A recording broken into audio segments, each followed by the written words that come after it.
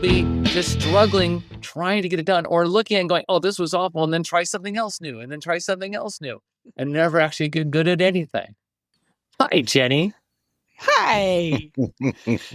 So the other thing I think happens with especially the next gen projects is we fail to recognize just how much work went into the old system, right? So that system was around for 5 years, 15 years, 20 years, 30 years, and almost universally the next gen project is going to take 2 years, maybe 5 if the system is really big, but it's going to take some very small proportion of what it took to build the old system.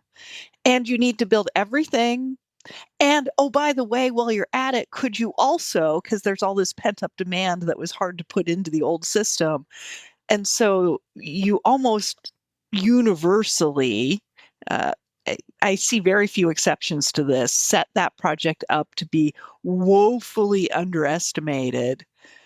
And then it gets approached sort of in a, we need to build it all, so let's start building a whole bunch of stuff, not to Earl's value path point, right? I'd say the one thing I would say to anybody who has the word next gen or new system or second generation system, build it in slices of value. Jenny, you bring up a really strong point there. And this is one of the things that I think a lot of companies, when they're looking at the new, get so excited about all the potential of this new wonderful thing on paper that they opt for revolution. Let's go throw over the old order and put in the new order because it's going to be so much more better. But one of the things I think that our old friend and guru Tom Gilb always loved to say is you don't have revolutions, you have evolutions.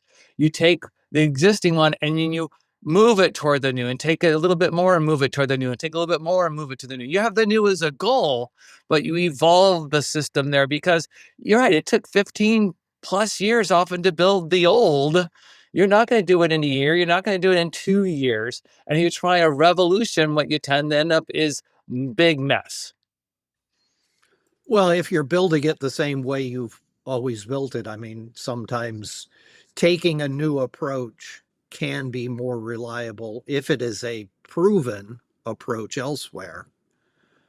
But I mean, the saying I've heard is we are building today the legacy systems of tomorrow.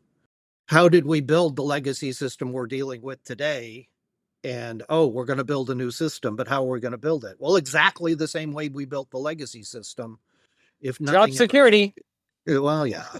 Yeah. Or I mean, we've all seen this a billion times, right? You have that brand new big project you're going to do.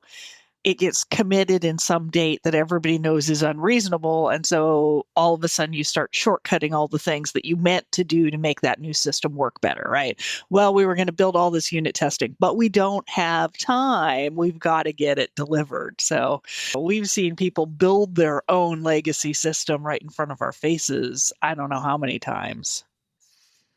Well, let's talk about the notion of requirements.